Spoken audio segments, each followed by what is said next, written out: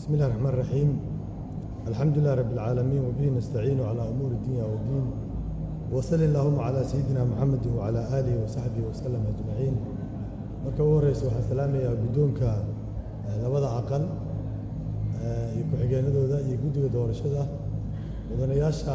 goobta jooga ee labada aqal waxaan ku salaamay salaanta islaamka assalaamu calaykum waraxmatullaahi wabarakaatu. muddo 5 sano ka hor ayaan baarlamaanka golahan cod weydiistay kuma aanan guulaysanin guushii waxay raacday madaxweynaha hadda xilkiisa dhammaaday. markii aanan guulaysan waayey dalka kama aan tegin waan joogay 5 sano bulshada ayaan dhex joogay oo aan ka shaqaynayay inaan isku dayo toosinta dowladda difaacda xuquuqda muwaadinka u hiilinta ama u hadlidda dadka iyo deegaanada dulman wacyigelinta joogtada u sameeyay bulshada oo aan kala hadlay arrimaha dowladnimada iyo dowlad wanaagga intaba waxaasoo idil waxaa iga soo gaaray dhib aad u fara badan saad la socotaan oo isugu jira dil loo geystay saraakiil ciidan oo ilaaladeeda ahayd dacaayad loo sakhiray kumanaan kun oo qof oo aanay igu wajahan caburin aan kala kulmay iyo cadaadis xoog leh oo dalka gudihiisa iyo dibaddiisaba la iga saaray oo ah diblomaasiyaddii iyo xooggii dowladda la ii adeegsaday. waxaa iiga sii horreysaan la socotaan 12 sano oo la yidhahaa cabdiraxmaan cabdishakuur bad ayuu iibsaday. intaasoo dhan waxaan u haystaa inay imtixaan u ahayd oo la tijaabinayey inta uu la egyahay dulqaadkayga, inta uu la egyahay sabarkayga, inta uu la egyahay mowqif inaan ku sugnaado, inta uu la egyahay adkaysigayga ama gegsigayga, inta uu la egyahay inaan ahay hoggaan u qalma dalkan iyo dadkan inuu hoggaamiyo. waxaan rabaa qof kasta oo dhib ii geystay hadduu yahay mid gacan ah ama haddii yahay mid af ah ama hadduu yahay mid qalbi ah intaba inaan iska cafiyo idinkan aan cafis in weydiisto. mudanaan ii marwooyin sidaa la socotaan dalkeenna 5 sano la soo dhaafay dhibaatooyin badan ayaa ka dhacay.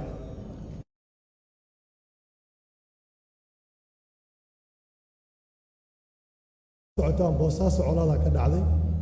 dhuusamareeb colaadaa ka dhacday, beledweyne colaadaa ka dhacday, xamar dagaalaa ka dhacay, gedo waa ka dhacay, baydhabo waa ka dhacay. meel kasta waxaan dhihi karnaa oo caasimad dowlad goboleed ah iyo caasimadda soomaaliyaba ama caasimadaha labaadba oo dowlad goboleedyada dagaallo ayaa ka dhacay. dagaalladaas waxay salka ku hayaan siyaasad, ma aha dagaallo hadda qabiilooyin isdagaaleen, waa dagaallo siyaasad la isku dagaalay. sidaas daraaddeed dalkani wuxuu u baahan yahay marxaladda soo socota hoggaan u istaagi kara dalkaas inuu dib u heshiisiinka dhex abuuro isugu yeera. 5 sano la soo dhaaftay waxaan u taagnayn oo halkudhig noo ahaa oona ku celcelinayna mar walbaba dalkan in lagu wadi karo is-ogol iyo talada guddoonkeeda loogu midaysan yahay. taas ayaana keentay barnaamijka siyaasadeed ee aan soo bandhignay in hor yaalla inuu aasaas u yahay waxa la yidhaahdo wadajir oo ah annagoo wada jirna iyo wadatashi, talo wadatashi ku dhisan. labadaas ayaan ka soo dheraandherinay barnaamijkiin hor yaalla isaga ah. saas daraaddeeda waxaan leenahay annaga oo victim u ahayn rajiimka hadda wakhtigiisa dhammaaday waxaan diyaar u nahay inaan gacan u fidinno cid kasta oo dhib noo geysatay. gacantaasna haddii aadna doorataan oo fursad noo siisaan xildhibaanada labadiinna aqal dadka soomaaliyeed ee kala irdhoobayna inaan ku raadinno gacantaas ayaan diyaar u nahay oo dib u heshiisiin dhab ah aan soomaalida ka samayno ayagoo garowsan haddii annaga aan tanaasulnay ayagana inay tanaasulayaan annagoo garowsan ayaan halkaas rabnaa inaan ka anba qaadno. waxaan rabaa inaan 2 qodob uga noqdo khudbadii aan jeediyey 2016 oo golaha sharafta la u jeediyey. labadaas qodob waxay yihiin suurad ku jirta ay suuratul kahfi ku jirtay oo ka hadlaysay dalqarnayn iyo wixii dhex maray qoladii tabaaleysneed oo weydiisatay inuu gacan siiyo oo weliba ayagoo dhahay waxaan ku siinaynaa kharaj adigaan dhaqaale ku siinaynaa. qaaluu waxay inna ya'juuja wama'juuja mufsiduuna fi lardi fahal najcalu laka kharjan calaa an tajcala baynana wa baynahum saddan ay dhaheen. dhaqaale aan ku siino oo kharash aan ku siino annaga iyo qoomkan ya'juuj iyo ma'juuj la yidhaahdo teed noo kala dhex dhisay ku yidhaahdeen. asagana wuxuu ugu jawaabay qaala maa makannii fiihi rabbii khayr faaciinuunii biquwa waxa ilaahay imkaniya iga khayr badane awood igu kaalmay oo dhahay awoodda wax haystay ayagay ahaayeen xataa idaa saawaa bayna sadafayni qaalan fuqu markuu labadiisa oo isku soo dhoweeyey ayagoo yidhi afuufa aatuunii zubar alxadiid oo dhaa markii hore zubarka xadiidka ay haysataan ii keena waxa awooddooda iyo zubarka xadiidka iyo waxa dhan la isticmaalaya ayagay ahaayeen taasoo macnaheedu yahay dalkan soomaaliyeed khayraada ku jira bashar awood lahaa joogo soomaali la yidhaahdo oo dowlad la'aan wax kasta ayaga samaystay hadday tahay koronto hadday tahay biyo hadday tahay bangiyo hadday tahay diyaarado hadday tahay waddooyin hadday tahay jaamacado hadday tahay iskoollo dadka ayagaa samaystay waxa ay la'yihiin waxaa waaye hoggaankaasoo kaletaa dalqarnayna oo awooddooda ama potentialitigooda uga faa'iideeyey oo uga faa'iideeya khayraadka ay haystaan oo uga faa'iideeya dadnimada ay leeyihiin ee soomaaliyeed ayay la'yihiin dadka waxay la'yihiin waa intaas sidaas daraaddeed barnaamijkayga siyaasadeed wuxuu ku salaysan yahay 5 qodob 5taas qodob waa 5ta maalintii dowladda la dhisay ee Soomaali cartay isugu timid lagu heshiiyey in la fuliyo laakiin nasiib daro 5 maamul oo isbedesho kan hadda joogo u dambeeyo 5taas qodob waxba kama qabanin anigana waxa aan ballan qaaday waxay tahay inaan 5taas uu xoogga saaro si kooban hadda uga hadlana waxa waaye midda koowaad oo ah dhamaystirka dastuurka waa dastuurka in la dhamaystiro maxaa ahamiyad siinaya dastuurka in la dhamaystiro dastuurka in la dhamaystiro waxaa ku jira dib u heshiis siyaasadeed ku dhex jirta dib u heshiis siyaasadeed hadaa maqashid dastuurkay ku dhex jirtaa say ugu dhex jirtaa waxay u dhex jirtaa waxa la isku hayaa waxay tahay awoodda iyo sida loo isticmaalayo sida loo qaybinayo hadday tahay heer federaal iyo hadday tahay heer dowlad goboleed waa qodob saasoo kale khayraadka dalka ku jira sida loo qaybinayo naftiisa waxa la isku haysto ka mid yahay deeqaha dalka soo gala ama dakhliga soo xarooda sida loo qaybinayo iyo sida loogu qaybsanayo intaba loolanka siyaasadeed ee siyaasadda lagu barantamayo sida xanafta looga ilaalinayo oo mid madaniya looga dhigayo waxaasoo idin waxaa waaye dastuurkay aasaas u yihiin asagay ku jiraan haddaan marka qodobadaas laga hadan dastuurka lagu dhammaystirin ma dhacayso dib u heshiis siyaasadeed sida hadda aan sheegay min boosaaso ilaa iyo geda la isku dagaalsan yahay ee dagaalka u taagnaa doonaa sababtoo ah dagaalkaas waa dagaal siyaasadeed waa inaan ogaanaa maaha dagaal daaqsin iyo dagaal xadeed iyo dagaal beeleed maaha waa dagaal siyaasadeed dastuurkii marka 5tii maamul ee soo dhaaftay dastuurkii ma aysan dhammaystirin dastuurku wuxuu u baahan yahay in la dhammaystiro go'aan dhiirasho leh u baahan yahay wuxuuna u baahan yahay hoggaanka dalka inuu political will wax la yidhaahdo uu hoggaansan ama rabitaan siyaasadeed xaggiisa uu ka yimaado qodobka labaad waa doorasho qof iyo coda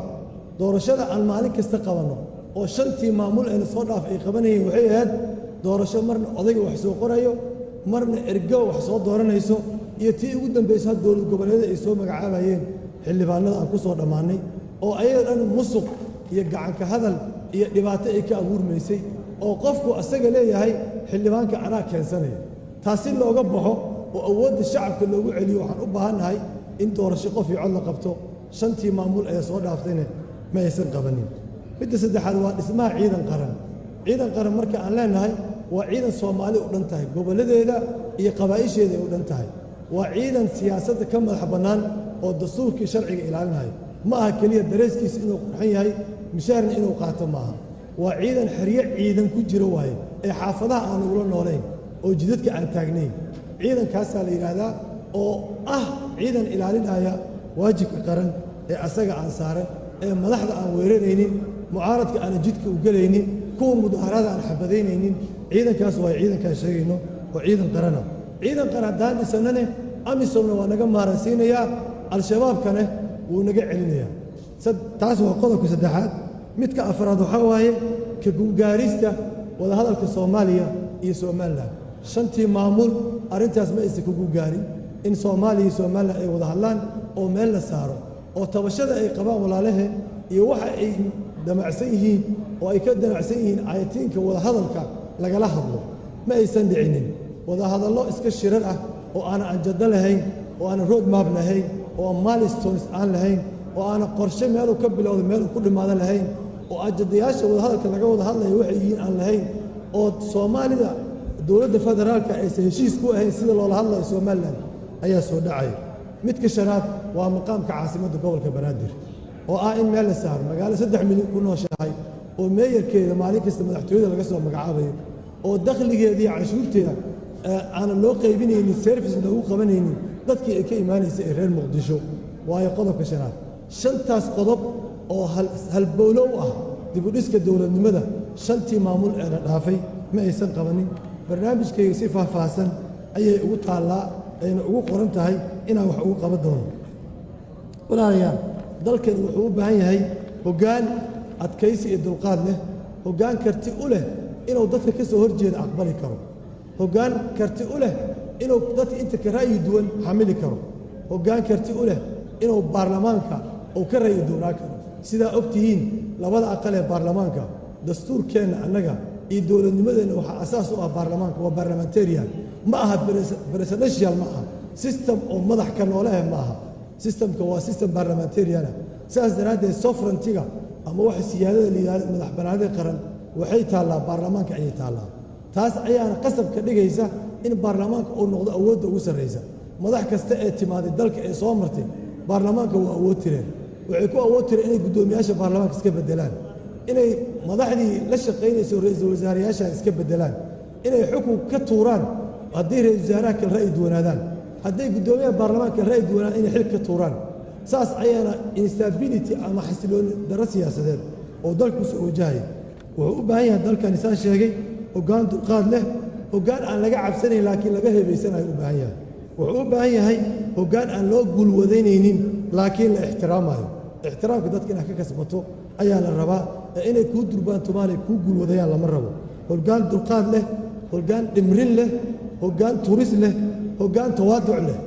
tawaaduc ereyga ugu muhiimsan waaye tawaaduca muxuu yahay waa inaa ruuxa liidarka ama hogaamiyaha qaladaadkiisana oo aqbali karo oo garashiyo ka bixi karo tabartiisa iyo nuqaada dacfigiisa ama meelaha uu ku liitan oo garanayo oo cid ka caawisa oo heli karo walaalayaal adduunka aan joogno maanta adduunkii hore maaha waa adduun tartankiisa oo batay tartankiisa oo xoogaystay khudbadii ugu horreysay 16 waxaan ku sheegay inay nagu soo socoto geopolitics ama loolan juqraafi siyaasadeed oo khaliijka nooga imaanayo sanad markay dowladdu joogtay mushkiladaas way qabsatay khudbadii baarlamaanka uga digay midka hadda ka digaya waxay tahay loolanka geopoliticska ee adduunka markaa nooga imaanayo mad khaliijka keliya maaha ee siraaca ama loolanka u dhexeeyo shiinaha iyo maraykanka nooga imaanayo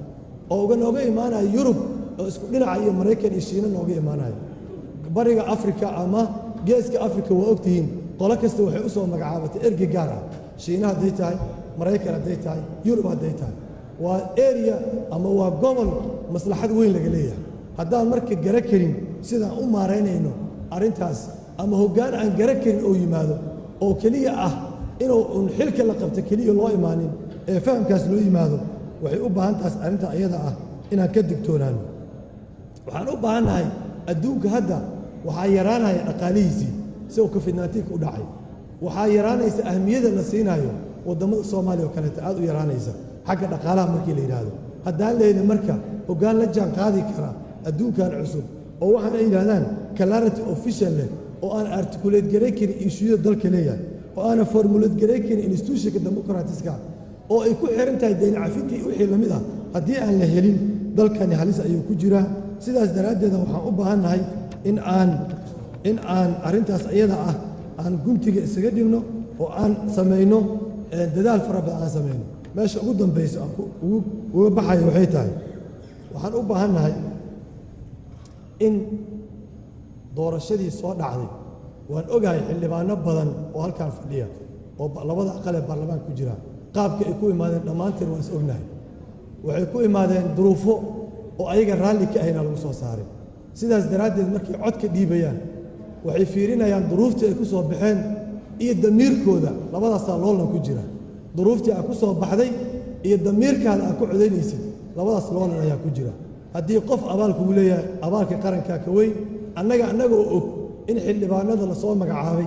oo dad soo magacaabeen oo aysan tartan ku imaanin oo ay dad tartamaya hadda jawaabo ku wataan xildhibaano ay soo magacaabeen ayaan oggolaannay inaan tartanno taas inaa ogaatiin waayo waxaan u oggolaannayna waxay tahay danta soomaaliyeeda saas ku jirtaan garowsannay sidaas daraaddeed damiirkiinna iyo duruuftiinna waxaan rajaynaynaa inay damiirkiinna ka xoog bato duruufta aad ku soo baxdeen oo dalka aad ugu helisaan hoggaan daacad ah oo dulqaad leh inaad u doorataan waa mahadsantihiin wasalaamu calaykum waraxmatullahi